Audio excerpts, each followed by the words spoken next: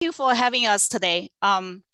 So today in this tech talk, we are going to discuss and a live demo how we use a zero trust model, machine learning, and 5G to design and implement a secure smart manufacturing test bed in a lab environment. So this is a faculty-led and a student-centered research project, which is funded by NCAE Cybersecurity Curriculum Research Program back in 2020. So you see, I have my students, colleagues with me to join this presentation today. Now I'm going to hand over to my research students first. Lee, yeah. All right, thank you, Ali. So this is our student research team. We are 5 individuals who have been working on this project. Wesley, if you want to start off with introductions. Sure, I'm Wesley Larrabee. I'm a computer and electrical engineering major. I'm the team lead and a hardware engineer on this project. Hi, I'm Scott Bresnahan. I am a computer networking and information technologies major. In the project, I was a AWS engineer and a 5G engineer. Hi, everyone. My name is Michael Laffin. I'm also a computer and electrical engineering student, and I served as a second hardware engineer on this project. Hey everyone, I'm Neil Borden. I was also a CNIT student, and I worked with AWS and network security as a network engineer on the project. Then hello everyone, I'm Lee Kottke. I'm a computer networking student, and I was also an AWS and network security engineer on this project. So we have 4 lovely advisory board members who helped support us through this project. Holly, if you want to start off with introductions. Oh, yes. So this is me again. I'm Holly. I'm the program director for computer networking information technology programs and also cybersecurity research outreach center director. So then I'm going to hand over to my colleagues. Brendan? Sure. Well, hello, everyone. Brandon Cross. I'm an instructor in the computer networking and information technology program at UW-Stout. Hi, everyone. Yeah. I'm Wei Shi. I'm the program director in computer electric engineering. It's been my pleasure being part of this project, and I've seen successful collaboration between our students across 2 majors. I believe that's one of the success we have while we're completing this project. And thank you everyone for joining us today. Awesome. So then we have Aaron. Aaron is to have a meeting at this time, but he will drop in a second. So I'm going to just introduce him. Aaron is our manufacturing outreach center director. So one of the goal of this project is to engage the manufacturing outreach center, show the the business user case to the local manufacturers. So Aaron will be here soon after he finished another meeting. Great, thank you, Holly. So some topics that we'd like to talk about during this presentation is first talking about our problem statement. Then we'll be going into our equipment and software and how we fix that problem. We'll go into some implementations of the equipment and software, go through some case studies and demos of the equipment and software, some testing policies that we went through, and then finally some lessons learned that we learned during this project. I'd like to now pass it on to Michael. Yeah, so we know that the manufacturing industry has been embracing recent technologies, including 5G cell networks, the industrial Internet of Things, artificial intelligence, as well as others, which have all led to an increase in the connectivity of equipment, as well as broad availability and throughput of sensory data. And effectively modeling and analyzing this data using so-called smart manufacturing techniques can increase the efficiency, profitability, and resilience of the industry as a whole.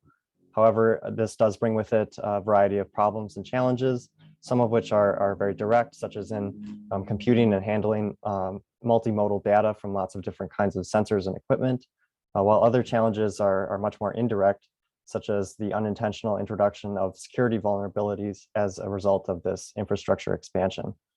So Wes will touch on what we can do to combat and solve some of these problems. Sure. First, we're going to implement 5G. This is going to allow us to have faster speeds over a greater distance to help us reduce equipment costs as well as increase productivity.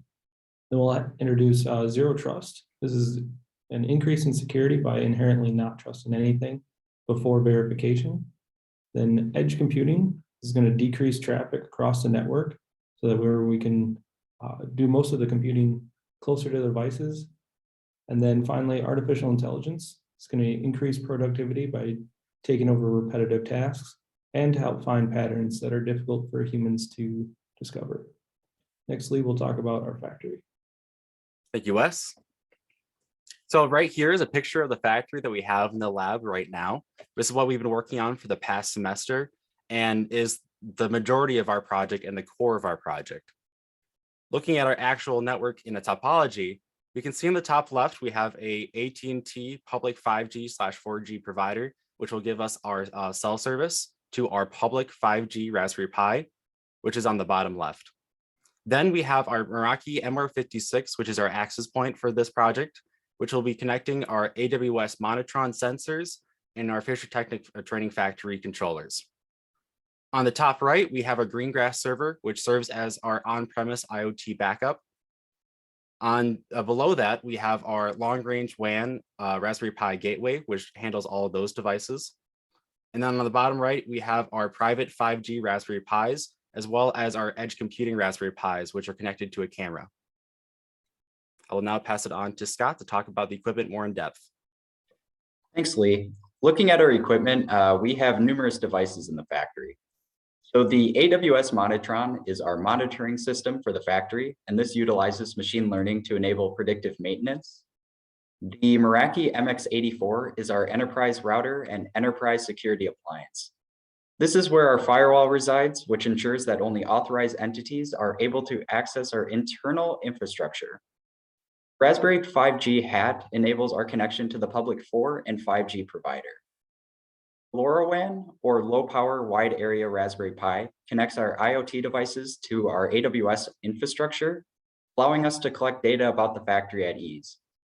The Fisher Technic factory floor is our test bench that simulates and replicates a real factory floor. This is the core of our project. The private 5G Raspberry Pi is used to emulate the core operations of private 5G network and can be thought of as the brains of 5G implementation. The edge computing Raspberry Pi is used to capture, store, process data using edge impulse locally or on-premise. The Raspberry Pi cameras are used along with the edge computing Raspberry Pi to collect data for the edge impulse machine learning platform, which Michael will go on more in depth later. Next, Michael will cover our software. Thanks, Scott. Yeah, so this is not an exhaustive list, but we just wanted to touch on some of the main software we use for this project. We have Amazon Web Services, of course, provides on-demand cloud computing platforms and software tools. We specifically use AWS IoT Greengrass. We also use Edge Impulse as the leading development platform for building machine learning algorithms for edge devices. We have dual multi-factor authentication, which is a Cisco Zero Trust two-factor security service. Many people are probably familiar with this.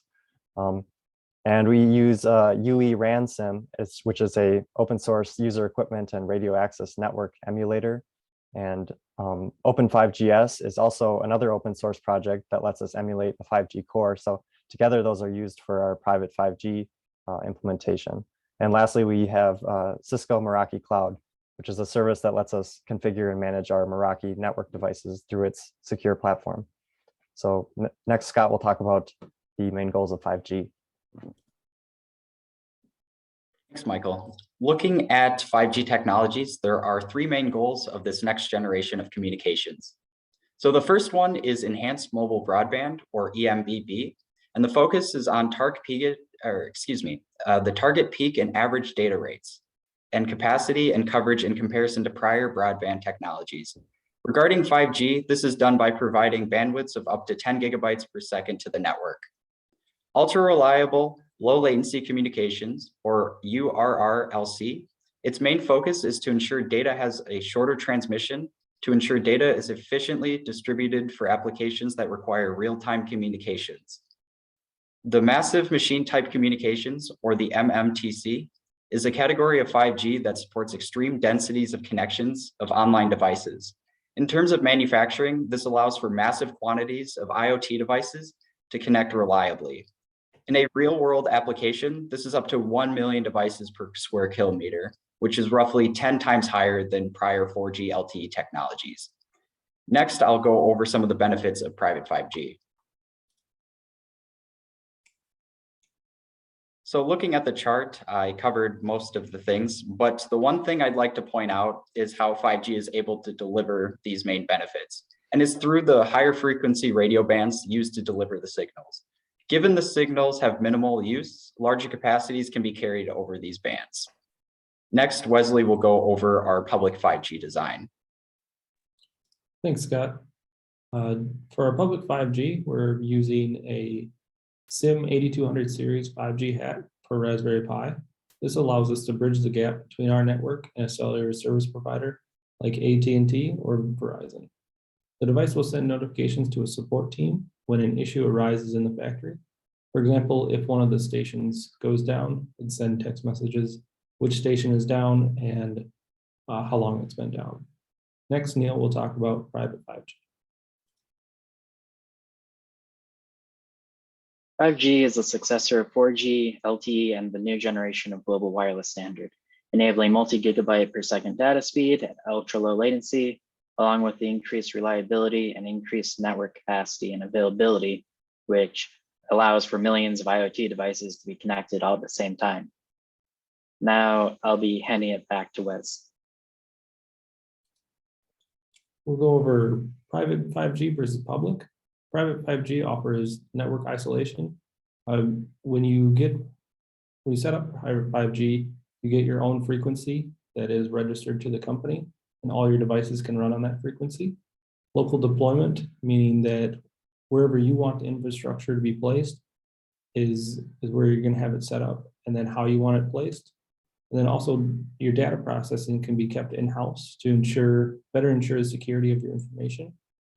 Public 5G, one of the main benefits is already using an existing network. So your initial cost is going to be low, but you're also going to have a monthly subscription fee to it. The organizations are still going to have control over the operations, but data is going to be transferred over a public network, possibly introducing security risks. And then you're also limited to wherever the service providers are going to already have the 5G. You're unlikely to convince them to add new 5G locations wherever your factory is. Next, Scott will go over 5G and Wi-Fi 6. So looking at 5G technologies and comparing them to Wi-Fi 6, these two technologies have many similarities, including gigabit speeds and ultra low latency, and that can be seen within 1 millisecond. One main difference to note is going to be the cost of deployment. Given 5G is a newer technology and it's not quite as mature in the market, it's going to be a little more costly than implementing a Wi-Fi 6 solution at the moment. However, 5G is going to be much more scalable than Wi-Fi 6 and can reach larger ranges. So it'll benefit in mobile operations and may benefit large manufacturing operations. This is something to consider in upcoming years when it's more mature in the market. Next, I'll talk about private 5G implementations. So there are 3 types of private 5G implementations: an on-premise solution, a cloud solution, and a managed service. So looking at an on-premise solution, this is going to be completely hands-on as you acquire all the equipment, licensing, and complete all of the end user configurations of this solution. In our testing later on, this will be done with an open source solution called Open5GS. A cloud solution takes away the need of worrying about hardware and software solutions, as this is managed by the provider. This can be as easy as ordering the equipment and coverage needed for the private infrastructure, activating the units, and begin implementing in the environment. The benefit of this solution is you're still in control of the management of this network, but you have the infrastructure to work beside.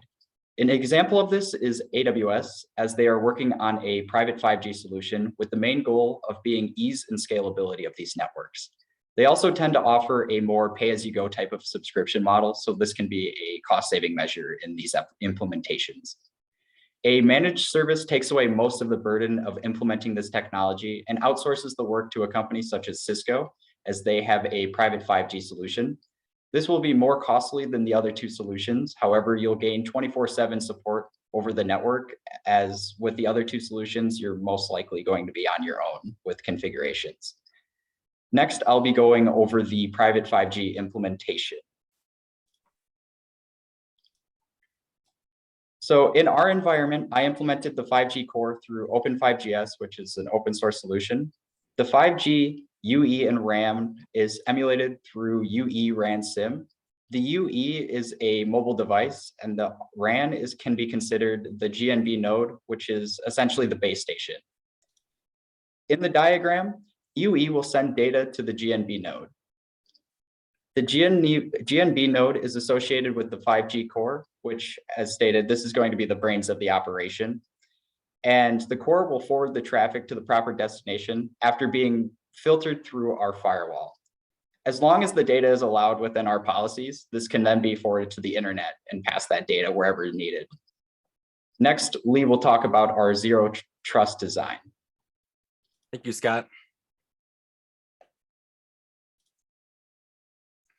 So what is zero trust? Well, security used to be less important in manufacturing, but with the amount of technology being added to Industry 4.0, you put yourself at risk of security attacks on your network, disrupting normal working operations.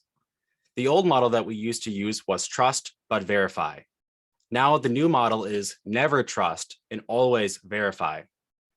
Zero trust is an approach to cybersecurity that will give implicit trust to a device after every layer of security has been verified. In our zero trust model, we supply 4 main types of security policies that will help us secure our network: certificate verification, user verification, isolation policies, and network isolation. To begin with, we'll verify the identity of the device based on certificates, which are usually 2048-bit RSA keys exchanged between the device and the authenticator. In our case, the authenticator is Amazon Web Services IoT Core and Certificate Manager. From there, we will verify that the user on the device is truly that person using dual multi-factor authentication to confirm the identity of the user. Dual will send out a push notification to verify the login attempt, and the user can verify their login. Our next design choice is to individually isolate each device that is on our network. This means that our AWS Monitron can't talk to our factory directly and vice versa. Same goes for our Raspberry Pis. This adds a separate layer of isolation to help deter pivot attacks in our network if on the off chance our system does become compromised.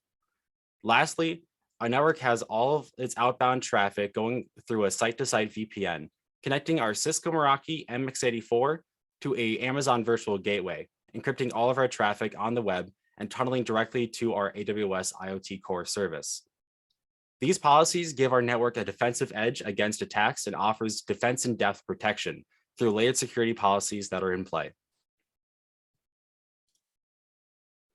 This same zero trust model is reflected in our cloud infrastructure. Here, we will verify with certificates, policies, and permissions. This model shows how we monitor our factory data, and the data that we collect is used in our machine learning. To begin a secure connection between the core and an on-premise network, the device must first send its certificate to the IoT core. The IoT core receives the certificate and will verify its integrity with the IoT Certificate Manager. If a certificate is found, the core will associate that certificate with a restrictive policy, much like our physical network we saw previously. Once fully verified, the core will send another certificate back, and the connection will then be secured via security tokens from now on. Now, MQTT data or factory data can be sent using that secure connection. Once again, we find ourselves talking to the IoT core with our factory data. And we will verify the services allocated to the certificate using our IoT policies. The data will then be sent, passed through our rules, which will act as the map for where the data will go. And in this case, the rule says to send the data to a customer via a text message. These rules have their own permissions as well, as their reach extends past the IoT core into the rest of Amazon Web Services. So we will have to verify that we have access to those resources as well. Once the core has been verified that the data has access to those AWS resources, such as Amazon SNS, which is a text and email broker, the data will then be sent to the service, or the data can be sent as a text message to the designated client. Now Neil will talk about a little bit more about how dual multi-factor authentication works. Dual multi-factor authentication was how we authenticated a user on the network. And it was how we made sure that it was really them who was trying to log in. This generally involves either a personal phone or a hardware key / fob to verify that user's identity. To explain a bit how this works, the user will enter in their username and password, and the service that they're trying to utilize then passes that information with LDAP, checking if the Active Directory has an account with the appropriate password. If it does, the Active Directory will communicate with the Duo proxy server and then send traffic outwards to the Duo service encrypted through HTTPS. The Duo service then sends a push notification through to the user's device where they can then approve or deny that push.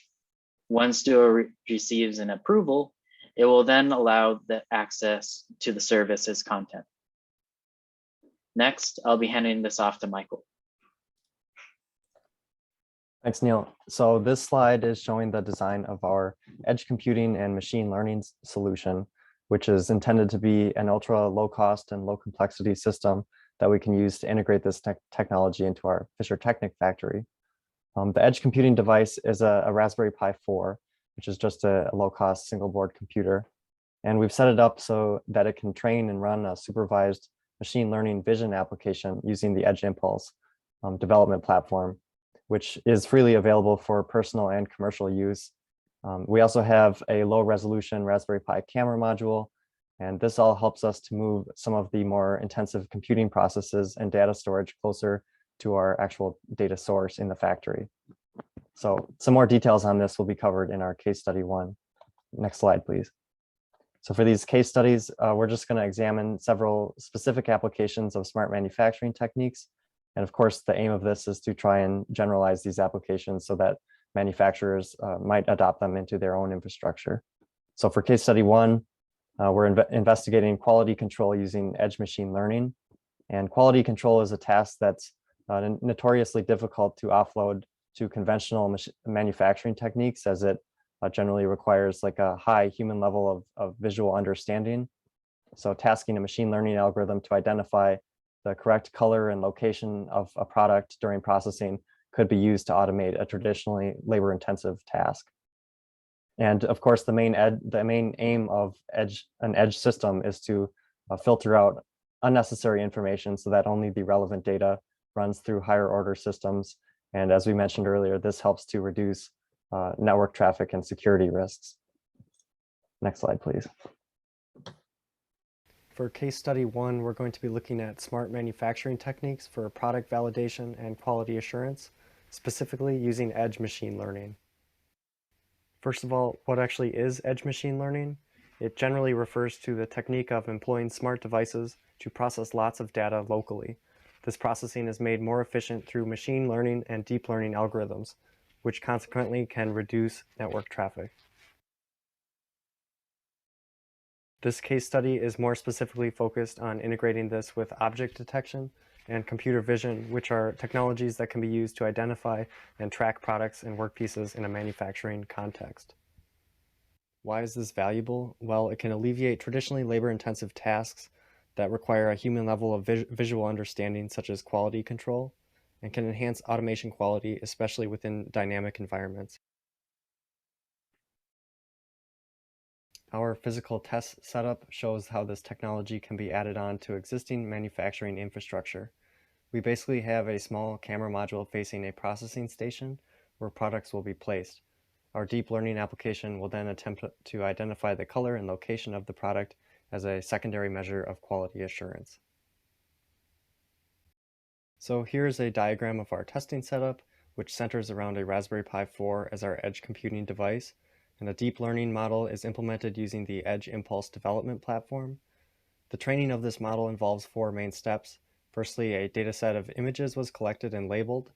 This data was then used to train a lightweight deep learning algorithm, which was then validated against another set of labeled images, and then compiled into a model that can be deployed to our edge device to run locally.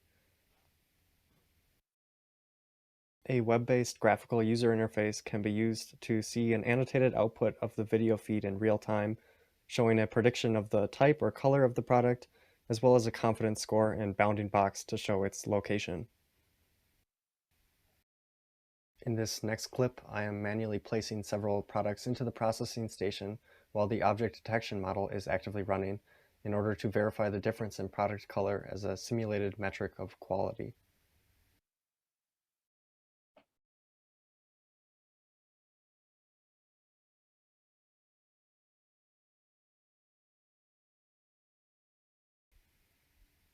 Based on the confidence scores for each classification, we could assume that this model has been adequately trained for this specific test application.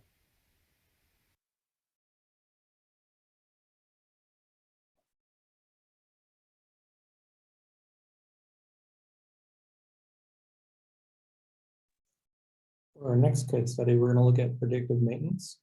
One of the things that is an issue for manufacturing is unexpected downtime. We can use machine learning to predict when machines are going to need maintenance and work around that to help increase productivity.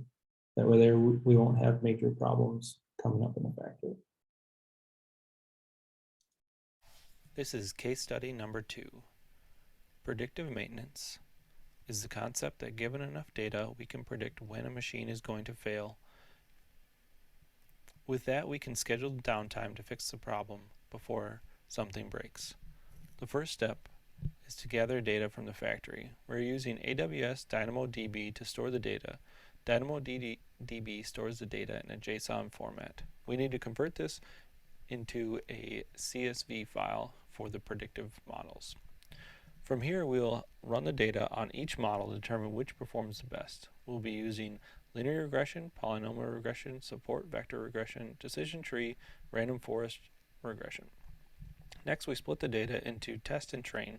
We know the outcome of the test, so this type of machine learning is called supervised learning. Once we have all the different models, we will be comparing them to determine which is the best for our data. We want the test and the train scores to be high and very close together. Here we'll see how we gather the data from our DynamoDB.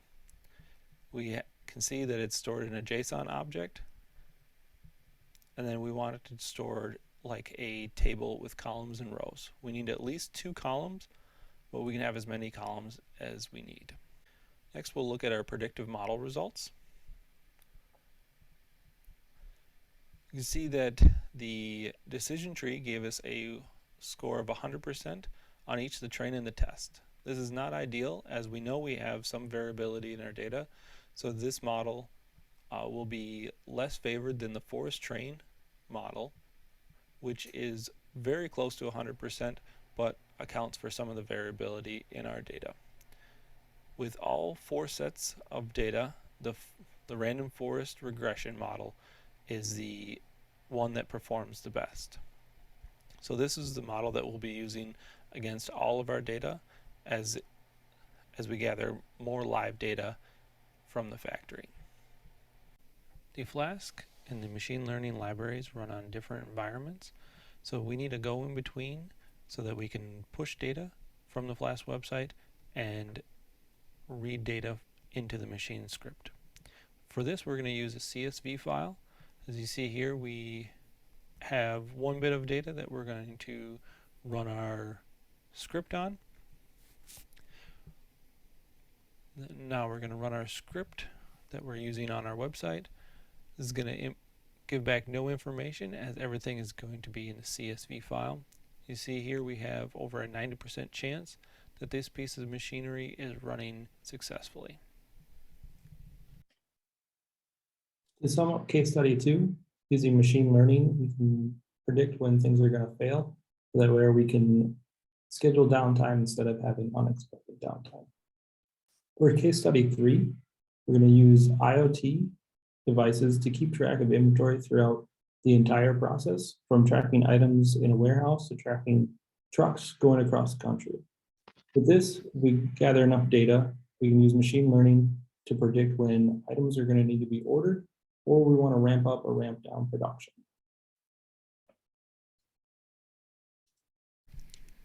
This is case study number 3, inventory management. Our basic portal takes data stored in AWS DynamoDB and displays out the information. Currently, we only have one piece of white in our warehouse, stored at C1. Let's add another piece to see what changes. Here the factory is taking a blue piece from shipping and receiving, then storing it in the warehouse.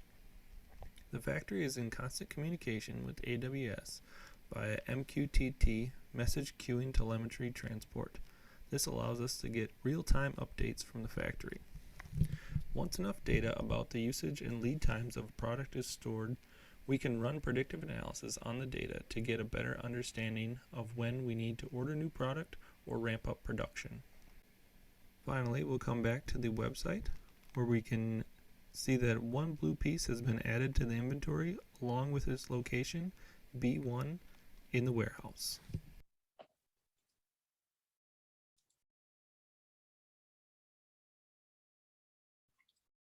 Looking at case study 4, the main goal was to improve productivity. And by using next generation 5G networks, data transfer between IoT devices is faster and more reliable than prior mobile technologies. For case study 4, this focuses on next generation 5G networks as they increase data speeds and reduce latency of operations. To demonstrate 5G technologies, I have 2 VMs running to show the aspects of 5G that are needed for operations. To emulate the 5G core network, I am using Open5GS. This is essentially the brains of the operation and establishes a reliable and secure connection to the network for end users. To show the functionality of the core, I will be using another program called UE-RAN-SIM. This is going to emulate the customer or end user, which will be the UE of the network, and our GNB, which is the actual radio base station. You can think of the GNB like a cellular tower, and the UE as your mobile device connecting to the tower. This is the same concept here. As I log into the Open5GS dashboard, you will see a subscriber number. This is just specifying the users that are allowed to associate with the 5G core network. Switching over to the UE-RAN-SIM VM, I will start the GNB radio station. As shown, it establishes a connection to the Open5GS VM and is waiting for a UE to associate with it. Opening up another terminal instance, I can run the UE to associate with the base station, and that will essentially be forwarded to the core. Upon success, we see an IP address and a tunnel interface. This demonstrates that a new lane for traffic to flow has been created and that our 5G data can be sent through this tunnel. To ensure data is being sent through our emulated 5G tunnel, I will use Wireshark, which is a packet capture software, and select the UE-SIM-TUN0 interface that was created. As shown, no packets have been sent over the interface yet. To demonstrate this, I have a script that sends temperature data to AWS. A function of the UE-RAN-SIM software is a command called nrbinder. This allows me to send applications through the 5G tunnel to any service on the internet. Looking at the output, we can see that we sent and received data to and from AWS. This also can be shown on Wireshark, as now the packets have been captured through the interface. Looking at AWS, we can also verify that the messages have been received and the data can be forwarded to an email or SMS message. This can be used to monitor the activity of the factory floor. In this instance, if the temperature goes above 75 degrees, a notification is sent out. So to verify the connectivity for our network in our factory, we have to first make sure that we had full network connectivity for all of our devices, that all of our devices could connect to the IoT core, that we had security testing run on our factory, which we'll get to in a little bit. And then, of course, that we met our case studies of quality, predictive maintenance, inventory management, and of course, productivity. Next, Wes will be talking a little bit more about how he tested public 5G. Thanks, Lee. To test the public 5G hat configuration, text messages were sent via the Minicom command interface. Once successful, a script was created to send automated text messages if part of the factory was not working correctly. The left-hand side image is the command interface of Minicom, and the right-hand side is the text messages received. The last text message is testing the automated script. And next, Neil will talk about Duo. I'll be giving a short demonstration to test and verify that Duo works as expected. This demonstration will be focused on Duo, which we utilize to help apply zero trust. Duo is a two-factor authentication software that can be utilized for a variety of applications and enterprise solutions that require authentication or user login, such as domains, websites, and cloud computing platforms, such as Amazon Web Services. I have one VM up today, which is acting as a client, and in the back end of things, I have Active Directory installed and configured to connect, sync, and communicate with the Duo service. First, we'll start by logging into the Active Directory domain. And this will be through a VM or a client VM anyway. So we enter in the password. Now that we've entered it, Duo will prompt us saying it will have pushed login requests to our device. So we'll shift over to my phone here. We'll see that we got a push notification. We can deny, we can approve.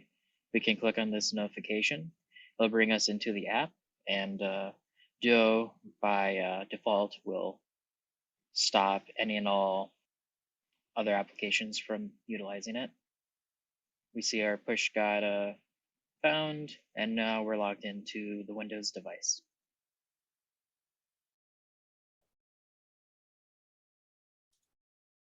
So as I said previously, as part of our testing is we have a security test that was done by the White Hat hacker team. So I'd like to then now turn it over to the wonderful team to talk about their pen test.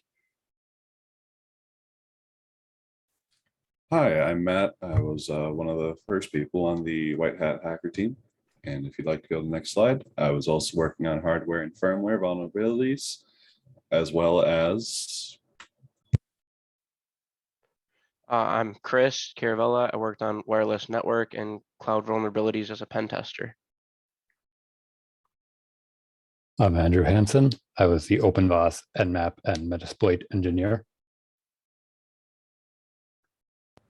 and we also had a few industry advisors as well. Our goals for our pen test was to pen test and audit the smart manufacturing team's network for vulnerabilities and risks to ensure adequate security measures are in place. We also provided the smart manufacturing team with a report of our findings to further improve upon their network. What we've done, to start off, we took inventory of the on-premise network devices and assets, which include their Raspberry Pis, their Meraki firewall and AP, a Cisco Catalyst switch, and other various informational sensors. We also looked through their data flow of the network, as well as their policies, which included zero trust, least privilege, as well as having verified users and identifying certificates. What we did during the audit, we attempted to capture a Wi-Fi handshake in order to crack the password. We did open port / service scanning using Nmap and OpenVAS. We audited their AWS devices using AWS's Security Hub and Inspector. We also checked for known hardware and firmware vulnerabilities, such as checking secure serial connections for passwords, doing a debug authentication attack, as well as using LMP or License Management Program command firmware check.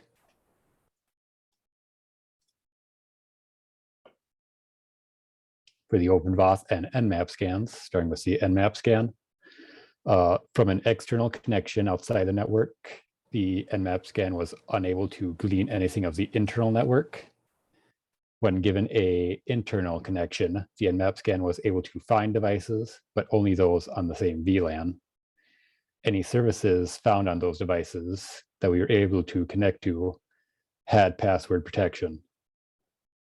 For the OpenVAS tests, we scanned the devices that we found from the Nmap scan, but these tests didn't detect any known vulnerabilities.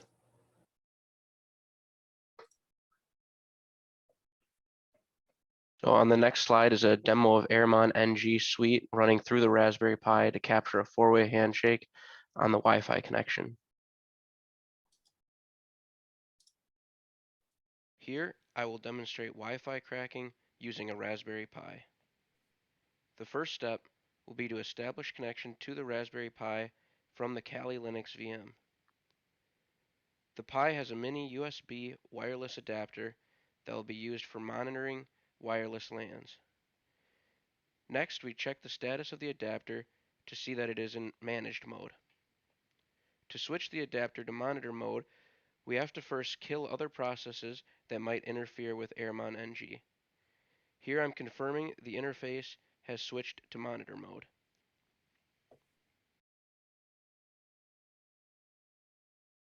Now I use AeroDump to view wireless LANs that my adapter can pick up.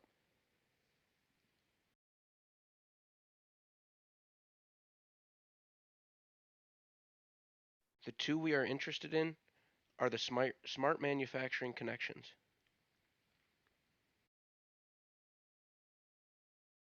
At this point, I can begin capturing traffic between the AP and the devices connected to it.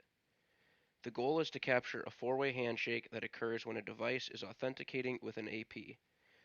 To force this handshake to occur, AeroPlay is used to deauthenticate connected devices, causing them to start a new 4-way handshake. We can now see that I've captured some traffic that we will want to analyze further. I now copy the files over to my Linux VM that has Wireshark on it.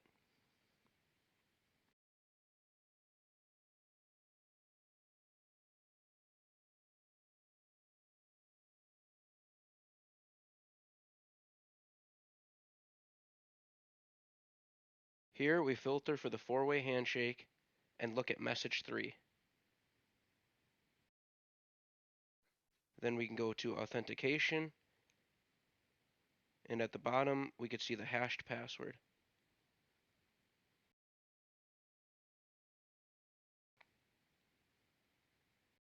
Lastly, I just look at all of the deauthentication traffic that we generated earlier.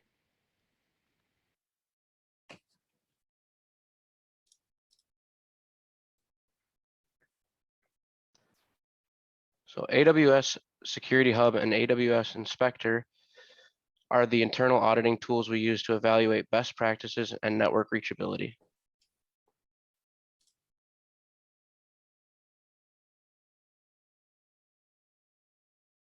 The results of our pen tests include the following. We found the IoT devices were secured through their serial ports and secured from other means of unauthorized access. We were able to capture a WPA2 handshake from the Wi-Fi, but due to the length of the password, we were unable to crack it in a timely manner. We also found that the security on the user's accounts and external connections are secure, because from the external connection, we are unable to learn anything of the internal network, and the user accounts are secure because we are unable to learn anything about other parts of the network that account is not allowed to access.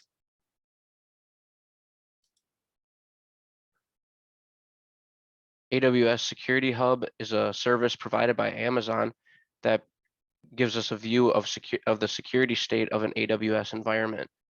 The service runs checks on the account and configuration rules, comparing them against rules that are considered best practices in the industry. After setting up and running a scan, Security Hub then aggregates the results into easy-to-read charts.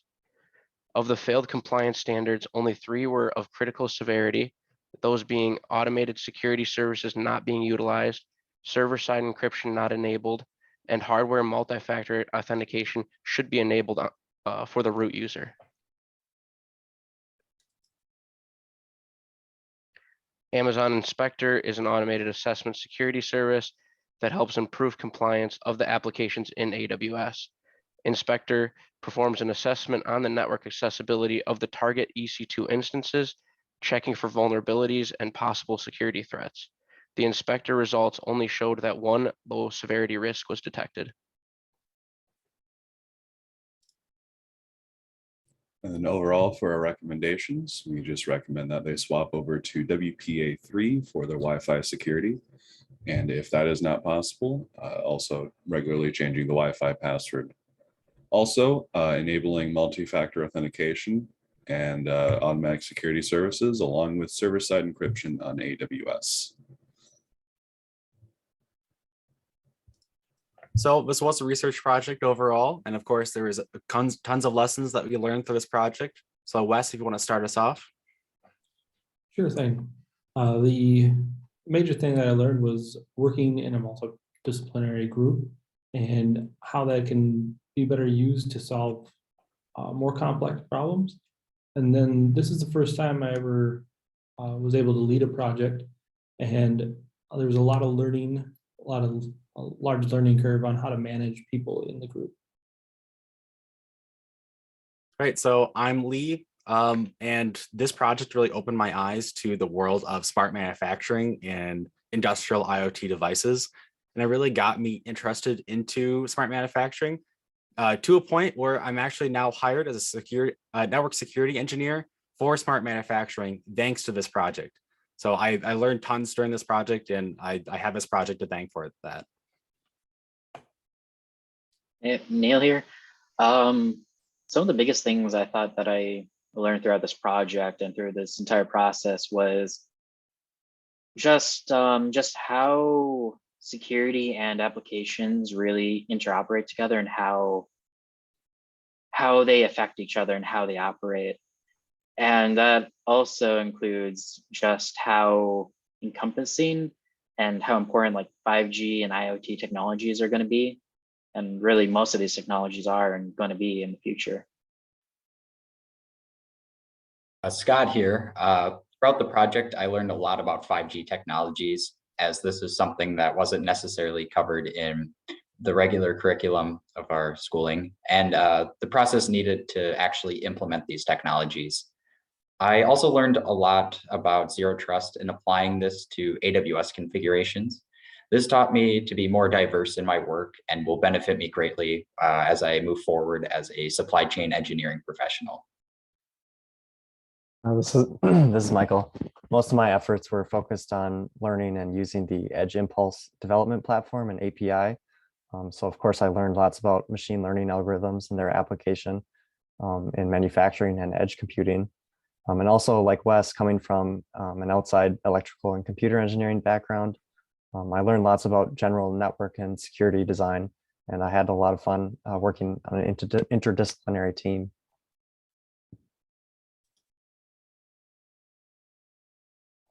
I'm Chris. I think this project helped to improve my research skills greatly. Looking for information that, at first I didn't know anything about, and having to do my own research. This semester, I learned a lot about wireless LANs and auditing, especially in AWS. This is Matt. Very similar to Chris, with improved research skills, specifically on the CVE database provided by NIST. Along with that, I learned quite a bit about Raspberry Pi firmware vulnerabilities and how unsecure a Raspberry Pi 3 at least is. This is Andrew. I learned a lot about doing recon on a network, specifically for vulnerabilities, especially with Nmap, Metasploit, and OpenVAS. I also learned quite a bit about how to properly audit a network.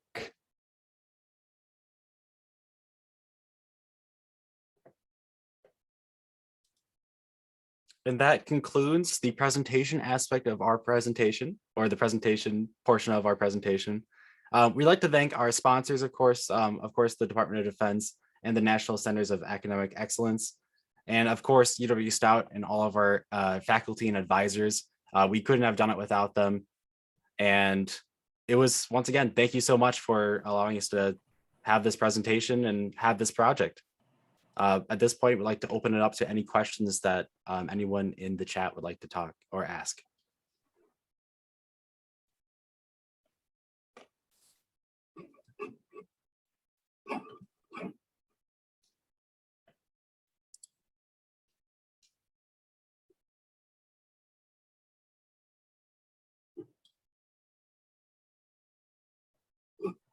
Anyone have any questions? Not a question. I would just say fantastic job. It's clear that you guys have did your homework and worked together on this one. The hard work really resonates and what looks like a tremendous project. Congrats. Great. Thank you very much.